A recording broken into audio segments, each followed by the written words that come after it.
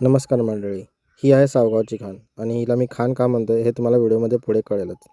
हा आहे सुंदर. हा एक शर्यतीचा बैल होता जो आता वळू क्षेत्रासाठी सुरू आहे. बेळगावमध्ये एक छोटंसं गाव आहे सावगाव. तिथं ही सगळी दावण आहे. हे 2 खोंड आहेत जे छकडीला ऑलरेडी जुंपलेले आहेत आणि याला खान म्हणण्याची ही कारणं. या जातिवंत खिल्लार गाई. या दावणीची वैशिष्ट्य म्हणजे यांच्या दावणीला हिंद केसरी हरणाची बहीण देखील आहे आणि एक अशी गाय आहे जी दिवसाला 12 लिटर दूध देते. याबद्दल मला देखील माहीत नव्हते. चंदगडपासून अवघ्या 50 किलोमीटरवरती ही दावण आहे आणि माझं जिथं घर आहे तिथून फक्त 18 किलोमीटरवरती.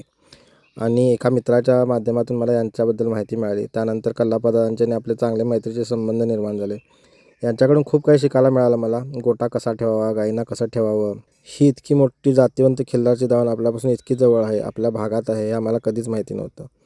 आणि यांच्या दावणीला जो असलेला वळू आहे सुंदर, यामुळे बेळगावच्या आजूबाजूला जर तुम्ही राहत असाल किंवा चंदगड वगैरे या भागात जरी राहत असाल तर हा वळू एक उत्तम पर्याय आहे.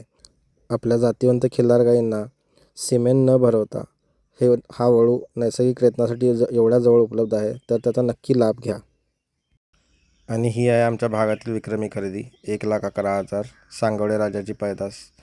हा खोंड खूप चांगला होता, पण याला लंपीनं गाठलं. लंपीतनं त्याने रिकवर केला आणि हा आहे त्यांच्या घरची पैदास. शिरगुप्पी सोन्याची ही पैदास आहे. वासरू छोटं जरी असलं तरी त्याचं फाउंडेशन वगैरे जबरदस्त आहे. एक सांगवडे राजाची पैदास आणि हे बेळगावचं सांगाव. इथंही आता पैदास आहे. दोन्ही पण खोंड इथंच आहेत आणि त्यांचे खूप प्रयत्नांनी त्यांनी वासराला वाचवलं आहे.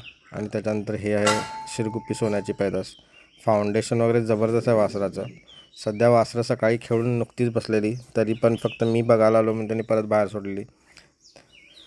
त्यामुळे वासरांमध्ये तुम्ही बघू शकताय वासरं किती चपळ आहेत. आणि जो तुम्ही सुंदर बघितला शर्यतीचा बैल जो त्यांनी वळूसाठी चालू केला आहे, ही त्याची फक्त 4 दिवसाची पैदास आहे. आणि याच्या वडिलाचं शर्यतीचं रक्त याच्या अंगात किती भरलं आहे हे तुम्हाला त्या व्हिडिओवरनं दिसून येतंच. पिल्लू एकदम चंचल आहे. ही तर शिरगुप्पी सोन्याची पैदास आहे.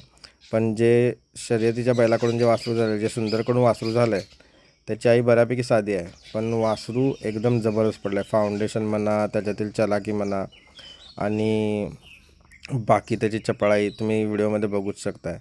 जर तुम्ही बेळगावच्या आसपास कुठं असाल किंवा चंदगड वगैरे ह्या भागात जरी असाल तर हा एक बैल आहे जो उत्तम पर्याय आहे नैसर्गिक रेतनासाठी.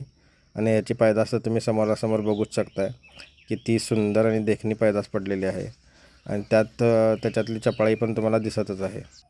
अशी ही कल्लाप्पा आणि धनंजय कोरजकर यांची सांगावची खाण. आपल्या भागामध्ये एवढी सुंदर गोधन जोपासणं काही चेष्टेचं काम नाही आहे. जरी कुणाला खोंडांची खरेदी वगैरे करायची असेल तर तुम्ही यांना डायरेक्ट संपर्क साधा. त्यांचा नंबर मी व्हिडिओमध्ये टाकलेला आहे. धन्यवाद.